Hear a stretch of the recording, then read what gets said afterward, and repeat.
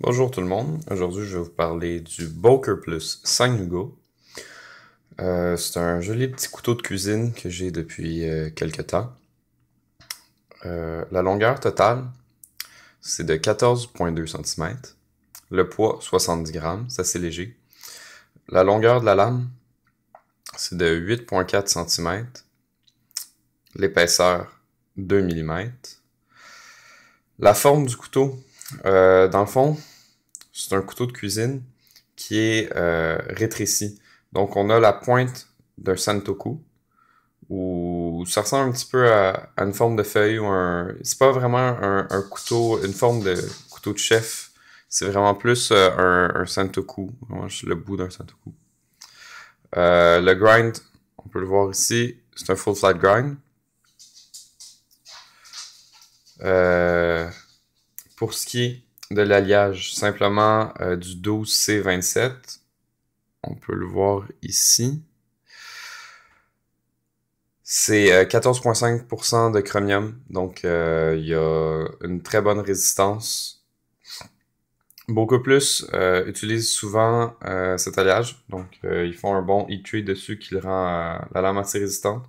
J'ai dû la réaliser quelques fois, mais je l'ai utilisé très souvent. C'est une règle quand je fais des reviews de couteaux de bien connaître le couteau et d'avoir une bonne idée, d'avoir fait au moins quelques affûtages nécessaires pour avoir assez d'expérience. La pointe est pas trop fragile pour un couteau de cuisine. Elle est assez précise pour faire des petits détails. J'ai fait beaucoup de petits cubes avec le couteau et ça marche très bien. Il se laisse bien. Il est peut-être un peu épais pour le ratio de grosseur, mais je reste que 2 mm, c'est vraiment pas problématique. Normalement, ici, on va voir une poignée en micarta qui est très bien travaillée. Je dirais, ça ressemble... La façon que c'est travaillé, j'avais l'impression que c'était de la fibre de carbone, tellement c'est doux. On voit que Booker Plus font vraiment une bonne différence, parce que si on regarde ici, mettons, le gnome, c'est beaucoup plus rough comme fini. C'est beaucoup moins agréable. Tandis que ici, pour un couteau de cuisine, c'est pas du tout poreux, c'est vraiment parfait, ça fait un très beau fini. Les nœuds rouges, bien sûr. La poignée est très très courte, mais en fait, c'est pas vraiment pour une prise classique. On peut prendre une prise classique et travailler du bois comme ça. Mais en fait, ça va être pour une prise de cuisine avec le pouce ici, l'index ici, plié comme ça. Et vous allez pouvoir couper des petits objets comme ça et en cuisine. Et ça laisse une bonne place de travail. Je vais vous avouer, j'ai même fait un roast beef avec ça. Et j'ai réussi à couper un roast beef au complet. Il fallait juste que je me prenne en deux fois, le prendre d'un côté une slice, l'autre côté, tout ça. Donc, je faisais toutes mes slices d'un côté, après ça, je revirais tout de l'autre côté. Mais bref, ça reste quand même un bon petit couteau. Pour ce qui est de l'étui, c'est un étui en cuir. C'est du bon cuir, assez épais. Je sais pas si vous voyez ici par rapport au dos de la lame, là. C'est assez épais, il doit avoir un bon 3 mm de cuir là-dedans. Le couteau il rentre ici. Faites attention de ne pas déchirer le cuir en appuyant le couteau ici. Bien appuyer le dos de la lame. Ça va garder votre étui plus longtemps. Il y a une snap ici. Il y a une bonne rétention. Il y a un petit trou ici. Il n'y a pas rien pour l'accroche. Pardon, après la ceinture.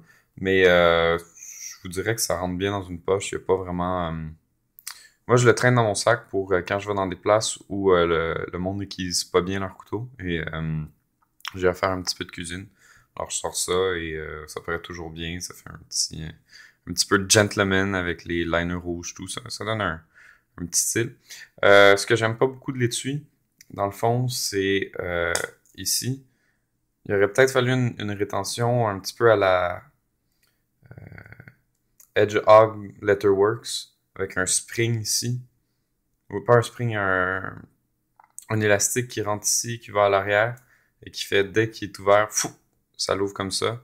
Ça serait peut-être intéressant parce que là, je dois vraiment le retenir si je veux pas le couper. Sinon, ça accroche à chaque fois et ça fait un petit bruit désagréable comme ça prend dans la lame. Donc, ça c'est pour l'étui. Quand même bien fit bien le couteau. Ça sonne une bonne qualité. Au final, dans le fond, c'est un couteau à peu près qui va vous revenir à 65$ canadiens d'un coup shippé. Ça, c'est sur eBay, bien sûr. Là. Le MSRP est beaucoup plus haut. Mais c'est un très bon petit couteau. Je donne une note de 4 sur 5 parce que, dans le fond, le 5 sur 5 irait probablement au grand frère, qui est un nouveau de Bokeh Plus. C'est le Chef Hugo qui est à peu près ça de long. Il y a 4 pouces et demi de lame au lieu d'en avoir 3 pouces et demi sur lui. Et dans le fond, ça ferait toute la différence en cuisine pour vraiment être un couteau qui serait passe-partout et que je pourrais utiliser tout le temps. Ça, des fois, j'avais des difficultés parce que c'est un petit peu petit.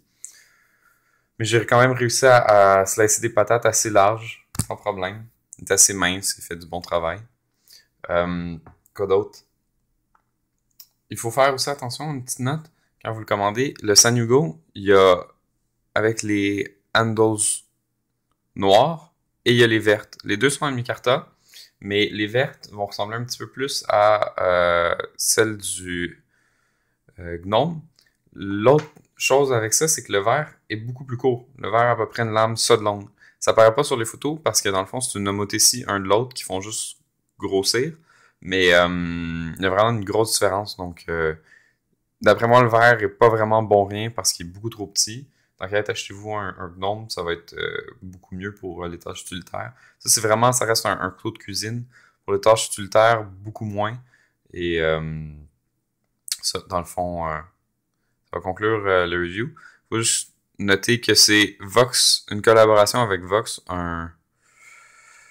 disons un fabricant de couteaux assez exceptionnel selon moi. J'adore normalement pas mal toutes ces pièces et on va en avoir d'autres en review qui s'en viennent bientôt. Donc merci et n'oubliez pas de liker, de partager tout ça, ça va m'aider beaucoup et ça va m'encourager à faire d'autres reviews.